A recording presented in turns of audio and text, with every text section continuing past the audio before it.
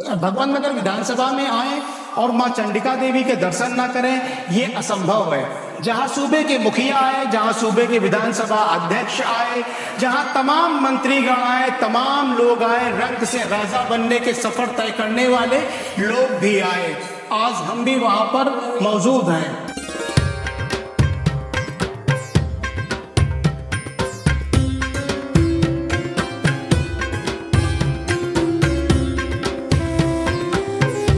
नमस्कार, आप देख रहे हैं देसी क्रॉनिकल न्यूज नेटवर्क।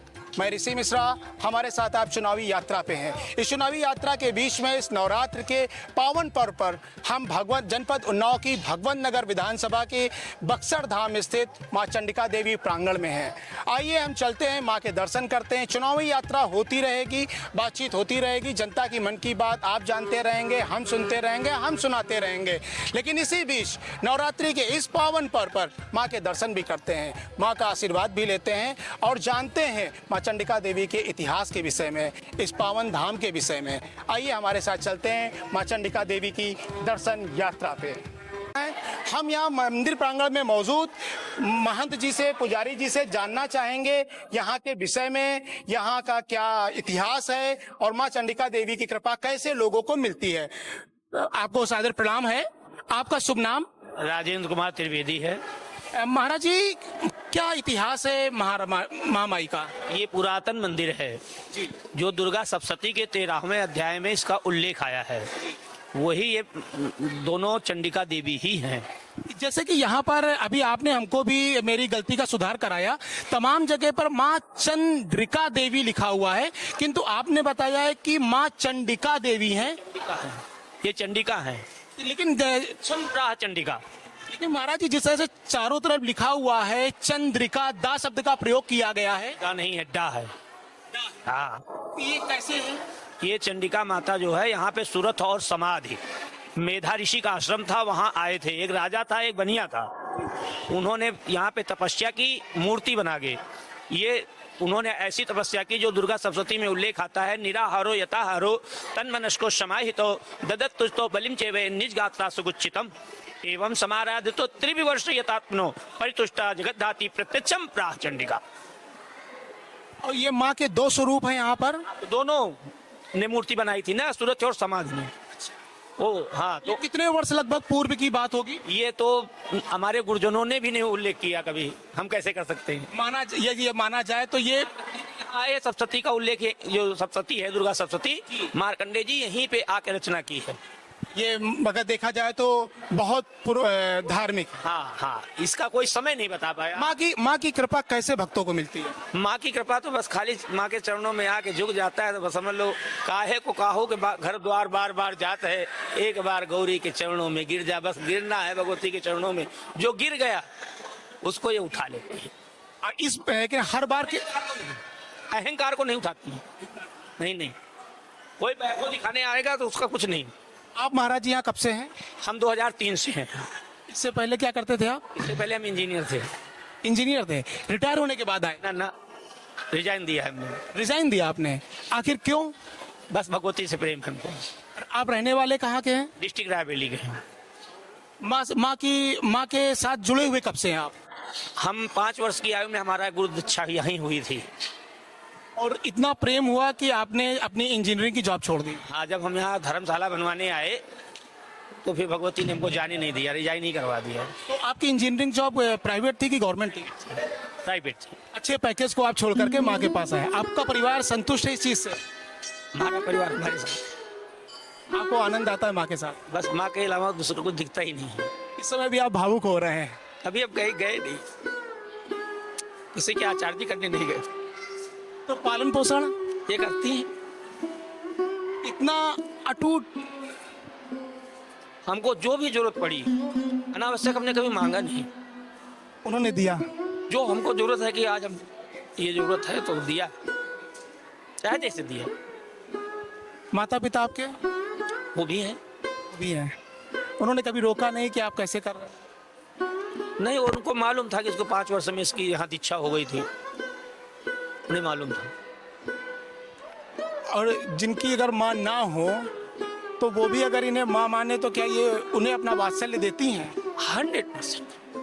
ये जगत जननी इनका प्रेम तो वही बता सकता जो इनका बन के हो गए।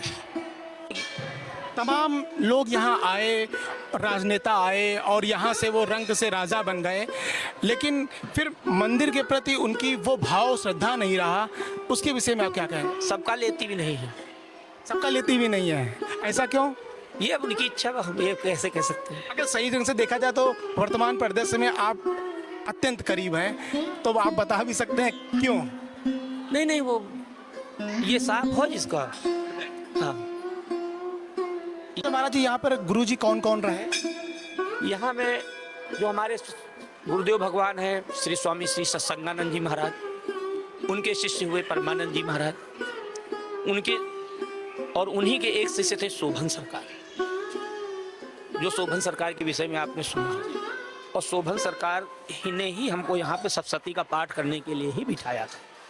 शोभन सरकार जी के आशीर्वाद से ही आप यहाँ बैठे हुए? धर्मशाला बनवा रहे थे तो उन्होंने रात में कहा, बेटा तुम तो गुरुदीक्षा हो चुकी थी और अब जो भी था वो आपके पिता का पूरी व्यवस्था करने के लिए उनको वहाँ छोड़ा गया था। अब उनकी व्यवस्था चक हो गई है, खेती वेती नहीं थी हमारे, वो सब पूरा परिवार तुम्हारा संपन्न हो चुका है, अब तुम भगवती के श्री चरणों में बैठ जाओ। और उसके बाद से अब आप यहाँ पर बन गए। अब उस समय इस समय हमारी 54 वर्ष की उम्र है, 54 वर्ष की है। 2003 में हम यहाँ आए थे। निरंतर आप माँ के चरणों में? शाम को आरती हम संचालन किए 2003 में, और ये दीपक अनवरत चल रहे हैं। माँ गंगा की नित्य आरती शाम की आपने संचालित? हाँ 2003 से आज तक चल रहे हैं विधिवत। तमाम राजनेताओं को आते जाते आपने देखा, लेकिन हमने कभी किसी की पॉलिसी बाजी नहीं की। आप माँ के सेवक है तो कोई विषय नहीं, और किसी के आगे पीछे नहीं दौड़े, हम किसी से फर्जी बात नहीं की आज तक। ये सत्य एकदम यथार्थ सत्य बोलना, असत्य बोलना ठीक नहीं। हमारे मूर्ति है भगवती ने हमको दी है। ये हमारे गुरुजन में एक संत हुए थे रमते राम जी, उनकी उम्र का कोई आज तक बता नहीं पाया। वो अभी भी हैं? नहीं, आज के 4 साल पहले उन्होंने शरीर शांत हो गया था, उनका पद्मासन लगा के उन्होंने शरीर शांत किया था यहाँ से। तो उन्होंने कहा था कि बच्चा आने वाले समय में 25 वर्ष के लिए सतयुग आएगा। अच्छा। हाँ, तो अब राम दरबार बना है, अब ये गुरुजनों की वाणियाँ लगी हुई हैं। ऐसा भी कह रहे थे कि बच्चा कभी कभी यहाँ पे प्रलय भी एक बार आएगी, ऐसी प्रलय आएगी, कोसों में दिए जलेंगे। तो वो शिव अवतार थे। स्वयं हमने संतों का संग किया है।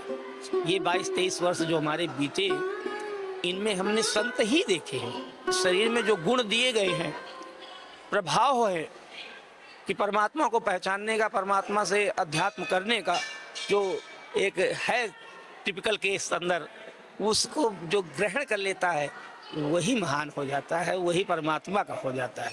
ये परमात्मा को देना पड़ता है, इस कॉल करनी पड़ती है, रोज कापी जांची जाती है, रोज कापी जाती है। जो एडमिशन ले लो जरा, तब पता चलता है कि कैसा होता है। बहुत बहुत धन्यवाद महाराज जी, आपने अपना बहुमूल्य समय हमको दिया। बहुत बहुत धन्यवाद। ये महाराज जी हमारे साथ थे, आपने देखा और सुना। हम आपको फिर माँ चंडिका देवी के प्रांगण में एक नए सफ़र की ओर ले चलते हैं।